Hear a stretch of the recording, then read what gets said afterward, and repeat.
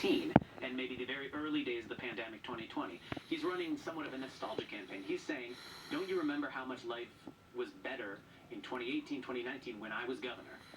Let's return to that. In a way, it's what Donald Trump was running for president on. He was saying life was better 4 years ago. I'm going to give you that again. Andrew Cuomo was saying life was better 5 years ago.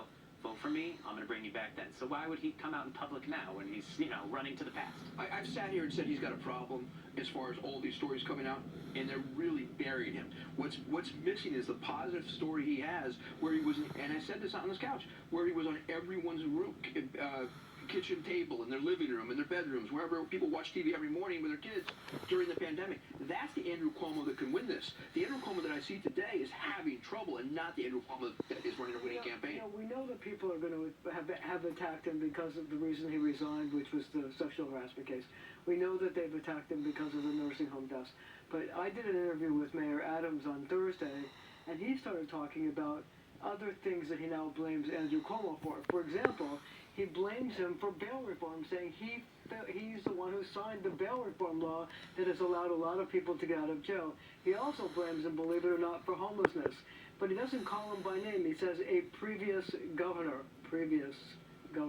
But of course, how many previous governors do we have?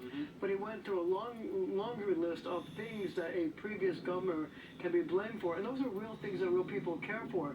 Do you think that that argument starts resounding with people and causing them to look for another candidate? I think it could. Yes, that's the downside of being the governor for 11 years, is that, he has a long record.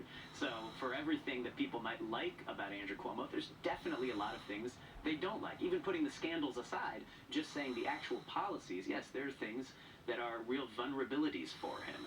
So I think that really could start weakening him if the candidates, find the piece here and there that doesn't pull well, find what annoys voters about Cuomo's record.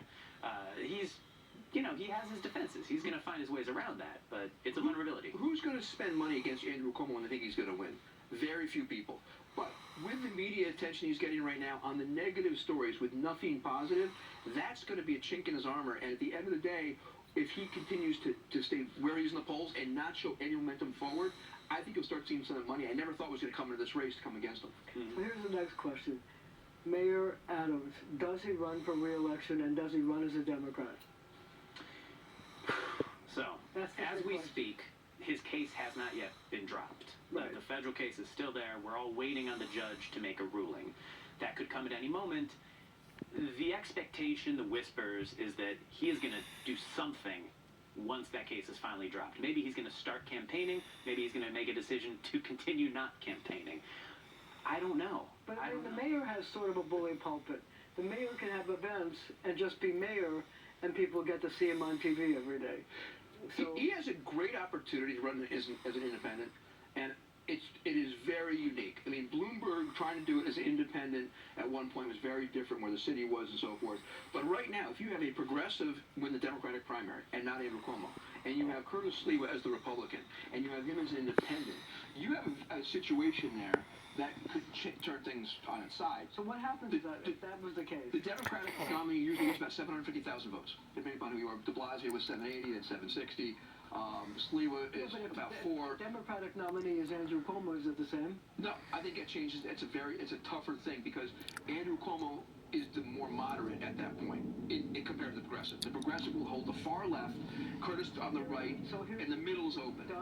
Does Mayor Adams decide to run as an independent? So he would have to decide.